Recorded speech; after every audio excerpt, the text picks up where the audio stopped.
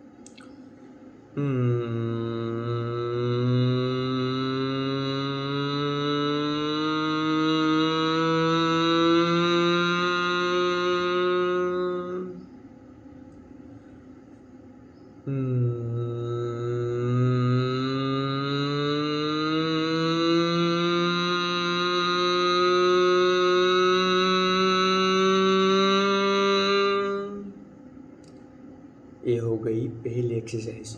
जो दूसरी एक्सरसाइज है उसमें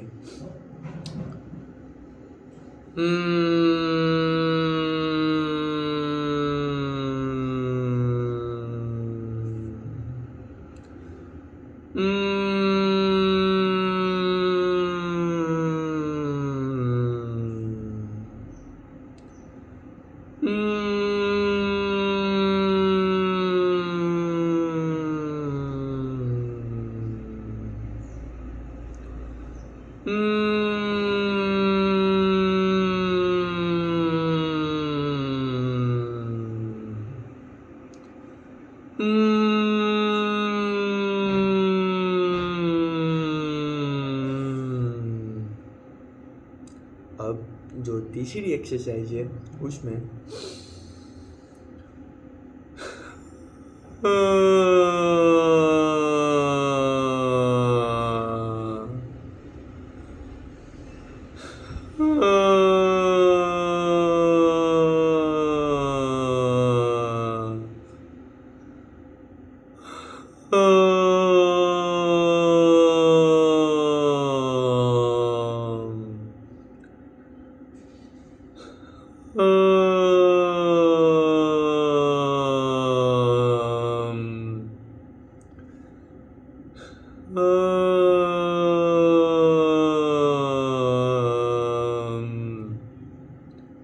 ये हो गई डीप वॉइस के लिए जो 3 एक्सरसाइज है वो।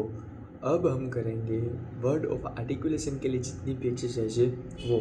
हालांकि उसमें हमें एक पैराग्राफ को रीड करना होगा, लेकिन हमें एक पेन और पेंसिल को अपने दोनों दांतों के बीच में रखना है, और फिर आप जिस भी लैंग्वेज में ज़्यादा कंफर्टेबल है उस लैंग्वेज में आपको इस पैराग्राफ को रीड करना है।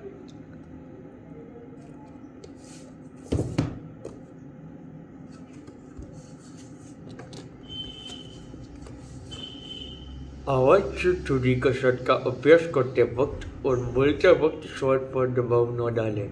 आवाज़ बेहद नाजुक होती है, इसके साथ सख्ती से पेश नहीं आना चाहिए। ज़बरदस्ती आवाज़ उत्पन्न करने की कोशिश न करें, इसे स्वयं उत्पन्न होने दें। आवाज़ को सहजता से उत्पन्न होने दें। इस पर रखे सभी बोझ को हल्का करने का प्रयास करें। भाषण देते वक्त कंठ पर तनाव नहीं होना चाहिए। यही कारण है कि मांसपेशियों को सिकोड़ने से पहले रखने की सलाह दी जाती है। कंठ को आवाज़ के लिए चिमनी की तरह व्यवहार करना चाहिए। जाहिर है कि अप्राकृतिक सिकुड़न चिमनी को उसी प्रकार खराब कर देती है जैसे तनाव से ग्रस्त कंठ से निकली आवाज़। हताश और मानसिक तनाव की वजह से चेहरे और कंठ में किशन पैदा होती है। संतुलन और आत्मविश्वास के लिए संघर्ष करें। बड़ा सवाल है कि शिथिलता कैसे हासिल की जाए। इसका सबसे आसान रास्ता है शांत होने की इच्छा। अपने हाथों को कंधे की सीध में खड़ा करें और अचानक हाथ को खड़ा रखने की कोशिश शक्ति को छोड़ दें तथा हाथ को नीचे गिरने दें।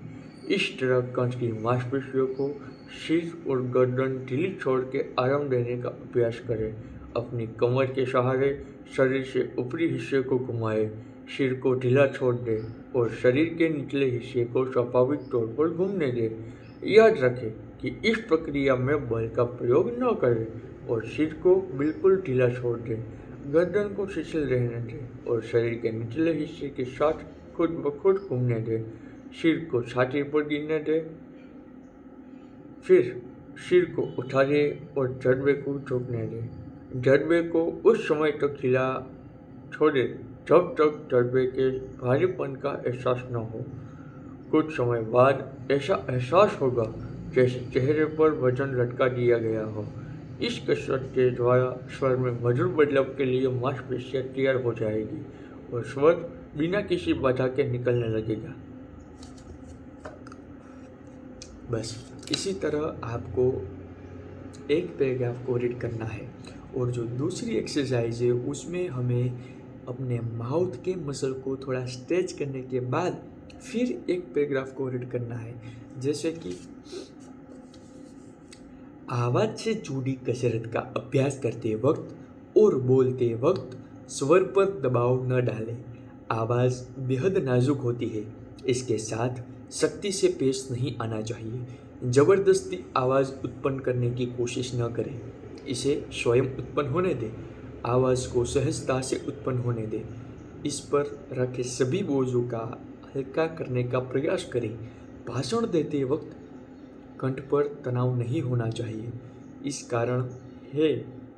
यही कारण है कि मांसपेशियों को सिकुड़ने से परहेज बरतने की सलाह दी जाती है। कंठ को आवाज़ के लिए चिमनी की तरह व्यवहार करना चाहिए। जाहिर है कि अप्राकृतिक सिकुड़न चिमनी को उसी प्रकार खराब कर देती है जैसे तनाव से ग्रस्त कंठ से निकली आवाज़। हताश और मानसिक तनाव की वजह से चेहरे और कंठ से सिकुड़न पैदा होती है। संतुलन और आत्मविश्वास के लिए संघर्ष करें। बड़ा सवाल है कि शिथिलता कैसे हासिल की जाए। इसका सबसे आसान रास्ता है शांत होने की इच्छा। अपने हाथों को कंधों की सिर को ढीला छोड़ दें और शरीर के निचले हिस्से को स्वाभाविक तौर पर घूमने दें। याद रखें कि इस प्रक्रिया में बल का प्रयोग न करें और सिर को बिल्कुल ढीला छोड़े रखें। गर्दन को शिथिल रहने दें और शरीर के निचले हिस्से के साथ खुद ब खुद घूमने दें। सिर को छाती पर गिरने दें। फिर सिर को उठाइए और जड़बे को झुकने दें। जड़बे को उस समय तक ढीला छोड़ें जब तक जड़बे के भारीपन का एहसास न हो। कुछ समय बाद ऐसा एहसास होगा जैसे चेहरे पर वजन लटका दिया गया हो। इस कसरत के द्वारा स्वर में मधुर बदलाव के लिए मांसपेशियां तैयार हो जाएगी और स्वर बिना किसी बाधा के निकलने लगेगा। इसी तरह आपको एक पैराग्राफ को रीड करना है। अपने माउथ की मांसपेशियों को थोड़ा स्ट्रेच करने के बाद एक पैराग्राफ को रीड करना है। अगर हालांकि आप भी अपनी कम्युनिकेशन में इम्प्रूवमेंट लाना चाहते हैं तो इस एक्सरसाइज से अपनी आवाज़ में काफ़ी ज़्यादा बदलाव आ जाएगा। तो अगर आप भी अपनी कम्युनिकेशन में कम समय में ज़्यादा इम्प्रूवमेंट चाहते हैं तो इस सीरीज़ का पार्ट ज़रूर बनिएगा। और इस सीरीज़ का पार्ट बनने के लिए सबसे पहले तो आपको मेरी चैनल को सब्सक्राइब करना होगा, तो वो करना ना भूलें। तब तक के लिए मिलते हैं अगली वीडियो में। जय हिंद, वंदे मातरम।